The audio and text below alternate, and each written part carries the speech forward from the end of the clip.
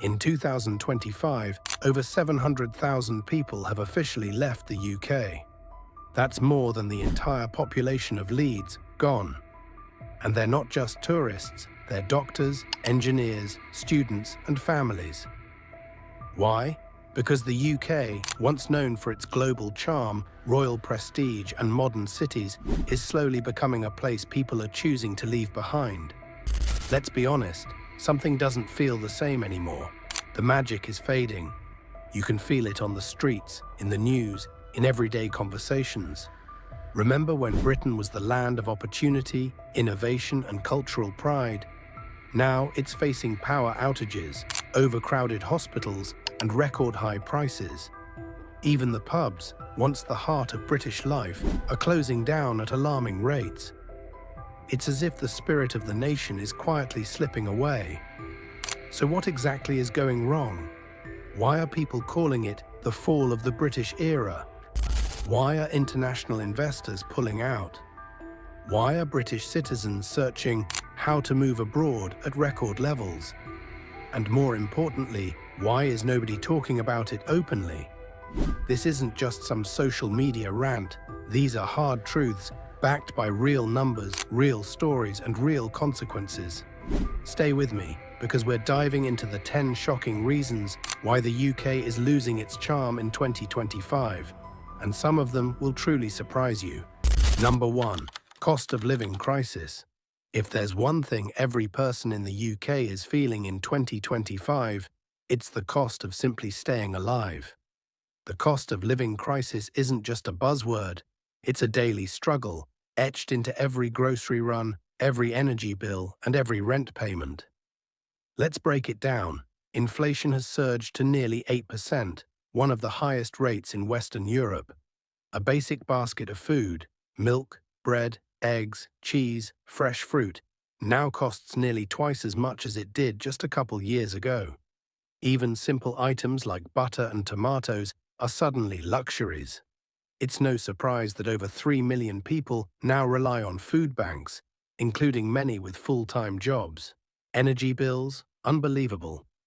Despite government price caps, average annual energy costs have skyrocketed to over £2,000 per household, forcing people to turn off heating during freezing winters. Many homes now operate on heat hours, rationing warmth like it's a precious resource. For pensioners and low-income families, this isn't just uncomfortable, it's dangerous. And rent? It's pure chaos. In cities like London, Manchester, and Bristol, rent has exploded. A one-bedroom flat now averages £2,100 per month in the capital. Even shared flats are becoming unaffordable.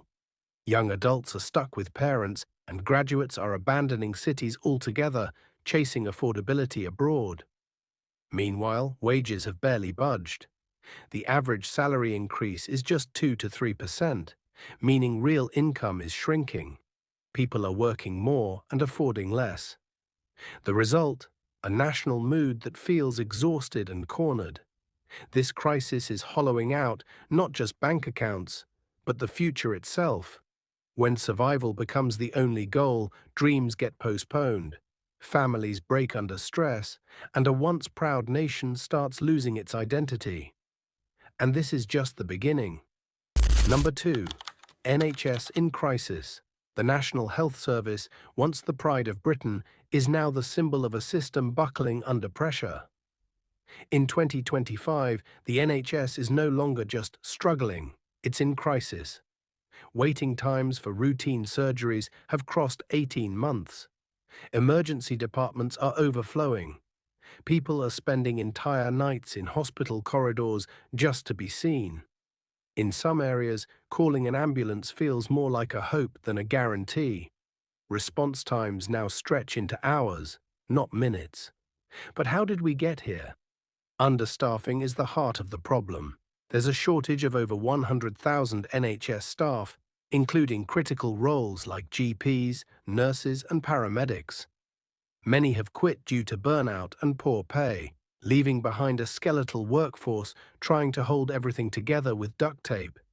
The result? Patients waiting so long they become critically ill. cancer screenings missed, surgeries delayed to the point where lives are at risk. And while billions are being poured into reforms, it often feels like putting a plaster on a severed artery. Morale is at rock bottom. Healthcare workers, once celebrated during the pandemic, now feel forgotten. Strikes have become common and public trust is eroding fast. More and more Brits are turning to private healthcare, not because they want to, but because they feel like they have no choice. And here's the scariest part. This collapse isn't just harming the sick. It's making people lose faith in the very fabric of British society. Because if the NHS can fail, what else is next? What do you think is the real reason behind the NHS collapse? Drop your thoughts in the comments. Your voice matters. And if you want more deep dives into what's really happening in the UK, hit subscribe and turn on notifications. You won't want to miss what's coming next. Number 3. Brexit backlash. Remember when Brexit was supposed to be about taking back control? Well, in 2025, it feels more like giving it away. Slowly, painfully, and one lost opportunity at a time. 5 years after officially leaving the EU, the promised sunlit uplands look more like a foggy mess. Trade deals, complicated. Travel freedom, gone. EU workers, left. Businesses, relocating. Across the UK, manufacturers are choking on red tape. Small exporters, especially in agriculture and retail, have lost key markets in Europe. One cheese producer said, "It's easier to ship to Japan than to France now." That wasn't the plan. And the workforce, it's shrinking. EU nationals, once the backbone of hospitality, healthcare and farming, have left in droves, and they're not coming back. The result? Fruit rotting in fields, understaffed care homes, restaurants closing early, not because there's no demand, but because there's no one to serve it. What about travel? That spontaneous weekend trip to Paris. Now it involves queues, passport stamps, and sometimes surprise visa paperwork. Brits are no longer EU citizens, they're tourists with limits. And the political impact? It's divided the country like never before.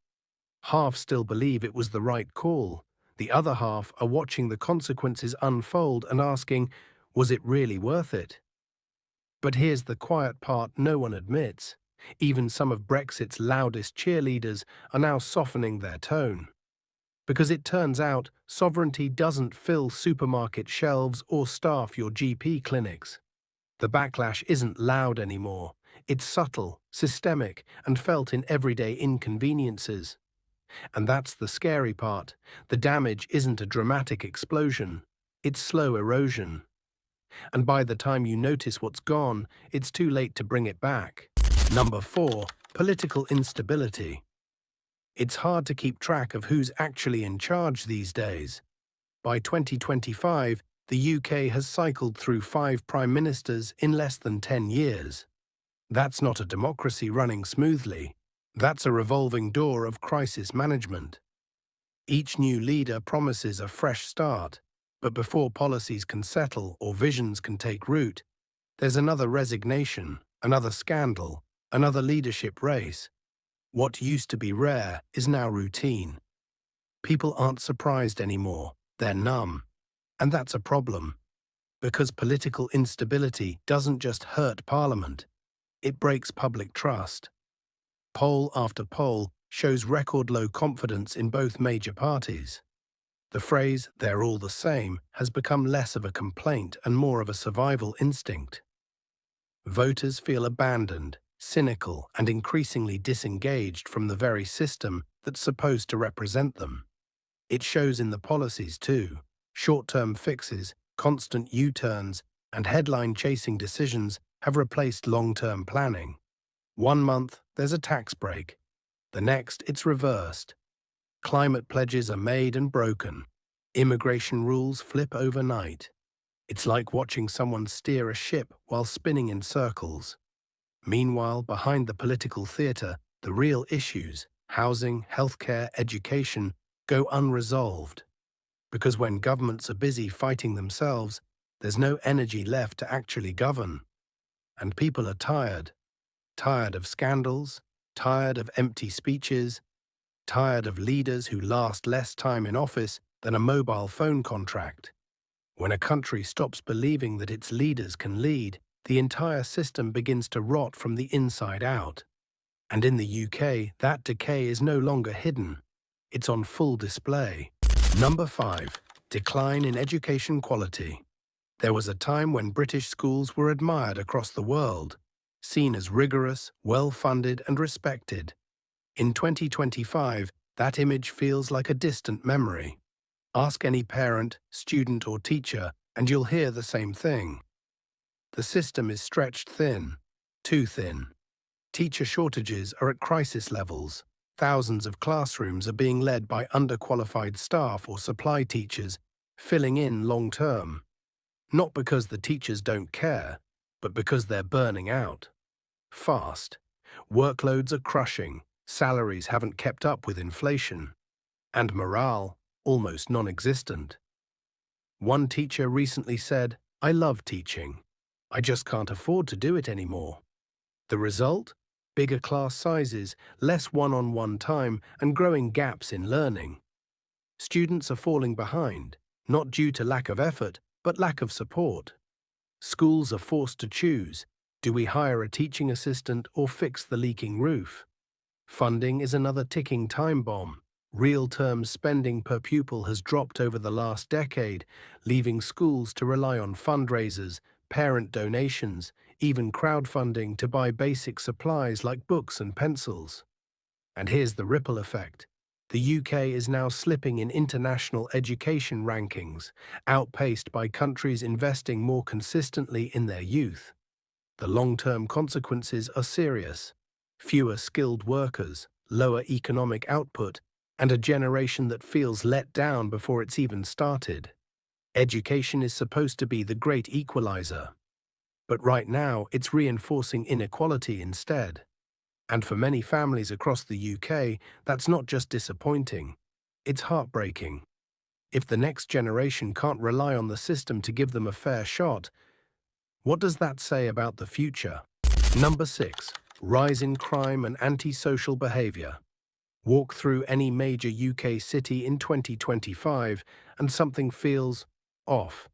It's not just the boarded-up shops or empty high streets, it's the tension, the quiet feeling that public spaces aren't as safe as they used to be. Because they aren't. Knife crime is up nearly 20% in the past year alone. Reports of antisocial behaviour, vandalism, street harassment, public drug use are pouring in from communities that used to feel safe. These aren't isolated incidents, they're part of a wider breakdown in public order that's hitting both cities and suburbs alike. What's driving it? One word: cuts. Over the past decade, police funding has been repeatedly slashed. There are now fewer than 160 officers per 100,000 people, one of the lowest ratios in Western Europe. That means slower response times, fewer patrols, and stretched thin forces struggling to keep up. Community policing almost vanished.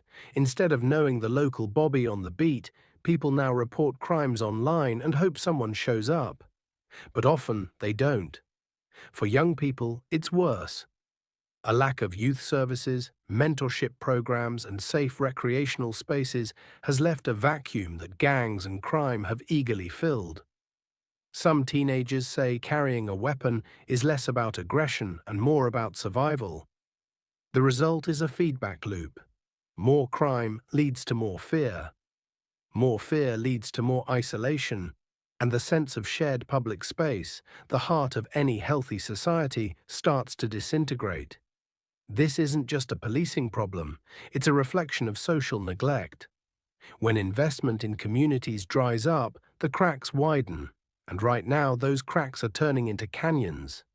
Because when people don't feel safe where they live, they start dreaming about living somewhere else.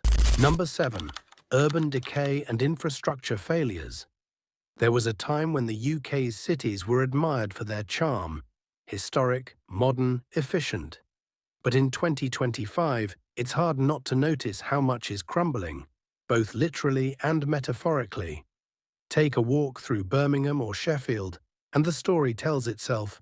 Potholes so deep they could snap an axle, train stations that smell like mold and diesel, and rows of shops left empty with "to let" signs gathering dust. Even in London, the city meant to be the jewel of Britain, the cracks are visible, on the roads, in the tube, and in the faces of commuters stuck on delayed trains. Public transport, an exercise in frustration. Britain's once reliable railways are now plagued with cancellations, strikes, and outdated infrastructure. The North still waits for promised upgrades that never seem to arrive, while ticket prices climb higher than flights to Europe. And then there's housing. Public housing is collapsing, sometimes literally. Councils don't have the budget to repair decades-old buildings, leaving families in unsafe, mold-infested flats with broken boilers and no hot water. The housing crisis isn't just about cost, it's about dignity. Meanwhile, new developments pop up, but only in wealthy boroughs. Glass skyscrapers and luxury flats no one can afford, built next to food banks and boarded-up pubs. The contrast is staggering. The decay isn't everywhere, but it's spreading. Slowly, steadily, and with a kind of quiet neglect that's even more dangerous than disaster. Because when infrastructure fails, so does trust. People stop believing their taxes will be used for good. They stop believing their environment can get better, and that's when cities stop feeling like homes and start feeling like holding cells. Number 8. Loss of global soft power. For decades, the UK didn't just influence the world through military or economic might. It did so with something far more subtle. Soft power. British culture, education, music, fashion, and media shaped global trends. But in 2025, that glow is fading. The UK's universities, once magnets for international talent, are seeing declining enrollments from abroad. Tuition hikes, visa complications, and reduced funding have made top institutions like Oxford and Cambridge less accessible and less attractive. Many students now choose Canada, Australia, or Germany instead. British media? It's no longer the cultural juggernaut it once was. Where once the BBC was seen as a global standard, now it faces budget cuts, accusations of bias, and shrinking international influence. Even British film and television, which once set global trends, from Downton Abbey to Sherlock, is getting overshadowed by streaming content from the US, South Korea, and beyond. Music and fashion, once exported effortlessly from the UK, now feel more local than global. British pop icons aren't commanding the charts like they used to. British designers, once mainstays at global fashion weeks, are now being outshined by emerging names from Asia and Africa. And diplomatically, the UK's voice on the world stage has become quieter. Brexit changed the dynamics. Once a bridge between the US and EU, Britain now often finds itself on the sidelines, rather than at the centre of major global decisions. Soft power is like reputation. It takes years to build and moments to lose. And right now, the UK is watching its influence evaporate, not in explosions, but in silence. Because when a country stops inspiring the world eventually stops listening. Number 9. Brain drain and youth emigration. Ask a group of young Brits what their 5-year plan is, and more than ever, you'll hear one word: leave. It's not just wanderlust, it's survival. In 2025, the UK is facing a serious brain drain, a steady outflow of educated, ambitious, and talented young people who are building their futures abroad. Countries like Canada, Australia, the Netherlands, and Germany are seeing record numbers of UK applicants. Why? Because they offer what many feel the UK no longer can: affordable living, stable jobs, and a sense of optimism. The numbers don't lie. Net migration of skilled UK workers is up significantly, particularly among those aged 25 to 35. These aren't people fleeing hardship. They're leaving because they've lost faith in the system at home. Wages are stagnant, housing is unaffordable, and career progression feels locked behind closed doors. Even the dream of buying a home, once a basic life goal, is now seen as impossible by many under 40. So they're looking elsewhere. But this isn't just a personal issue, it's a national one. When bright minds leave, innovation slows, startups disappear, public services lose energy and new ideas, communities miss out on leaders who might have made a difference. And the saddest part, many of them don't want to leave. They feel they have to. They leave behind family, friends, and their roots, not because they're chasing adventure, but because they're chasing stability, safety, a future. What does it say about a country when its best and brightest feel they're better off elsewhere? It says that something's broken, and the longer it's ignored, the harder it will be to bring them back. Number 10. Climate and environmental struggles. When you think of climate change, the UK might not be the first place that comes to mind. But in 2025, its environmental struggles are impossible to ignore. Flooding has become a seasonal expectation. From Somerset to Yorkshire, entire towns are repeatedly submerged.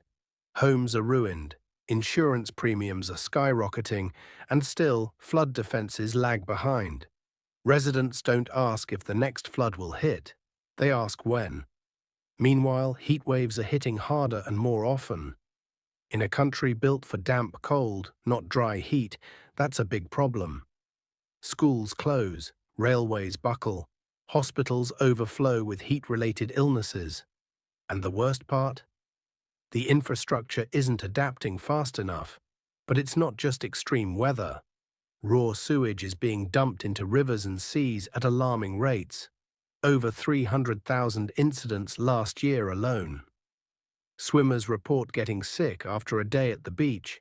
Anglers are pulling plastic and waste from rivers instead of fish. It's not just disgusting, it's dangerous. The government's response? Mixed at best. Green targets are set, then delayed. Environmental laws are passed, then watered down to avoid upsetting certain industries. And while politicians argue over net zero deadlines, the climate doesn't wait. This isn't a future problem. It's now. The UK's nature, its coastlines, countryside, rivers and air, has always been part of its charm. But that charm is fading under a wave of neglect, short-term thinking, and missed opportunities. People notice. They notice when they can't swim in local rivers, when summer feels more like the Sahara, when ancient trees are felled for fast roads, when their environment no longer feels livable. The planet may be global, but the impact is local. And right now, Britain's losing its grip on both. So what do you think? Has the UK really lost its charm, or is there still hope for a comeback? Drop your raw, honest take in the comments. We read every single one. If this video opened your eyes, go check out our last deep dive. It connects the dots even further. And hey, if you believe in content that actually takes time and effort to make, hit that subscribe button. Just one click.